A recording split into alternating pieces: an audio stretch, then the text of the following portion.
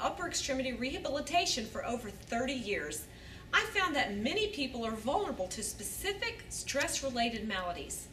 I'm going to put on my professional garb right now and share valuable medical information concerning 4 common overuse syndromes, or repetitive strain injuries as they're sometimes called. I'm Debora Coty. Welcome to this 2-minute stress buster from my book, Too Blessed to Be Stressed.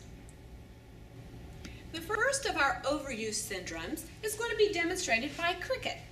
Carpal tunnel syndrome. I know you've heard that one.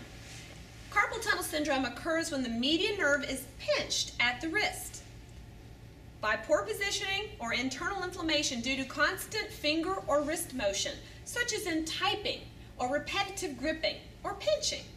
The median nerve innervates the thumb, the index finger, the long finger, and half of the ring finger. Numbness and tingling, called paresthesias, or pain can occur in any one or all of these digits. Symptoms are often worse at night or early morning because of our tendency to sleep with our wrist flexed, thus impinging the nerve. It's like bending a straw and cutting off the flow inside. Treatment by an orthopedic physician should be pursued immediately upon onset of symptoms.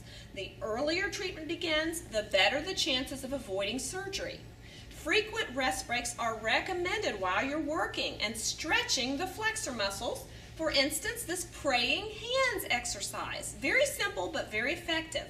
Plus, the use of wrist support splints, which Cricket is going to show us, to keep the carpal tunnel open at night and during heavy hand activity during the day. There are plenty of different kinds of these. This is just one sample. Carpal tunnel syndrome is sometimes confused with another overuse syndrome, de Quervain's tenosynovitis.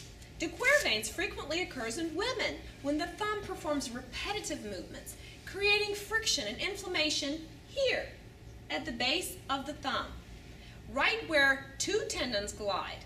De Quervain's often occurs in women over 40 after decades of twisting, turning, chopping, slicing, dicing, and taking care of their families.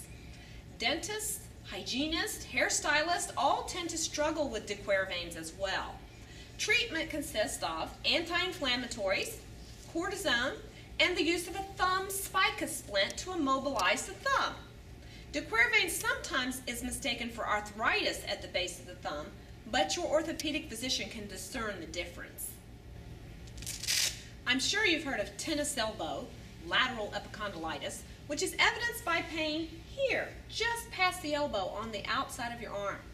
Tennis elbow is basically tendinitis of the muscles that extend the wrist and the fingers. Treatment consists of anti-inflammatories, cortisone, and icing. I'm talking ice here, not cream cheese frosting.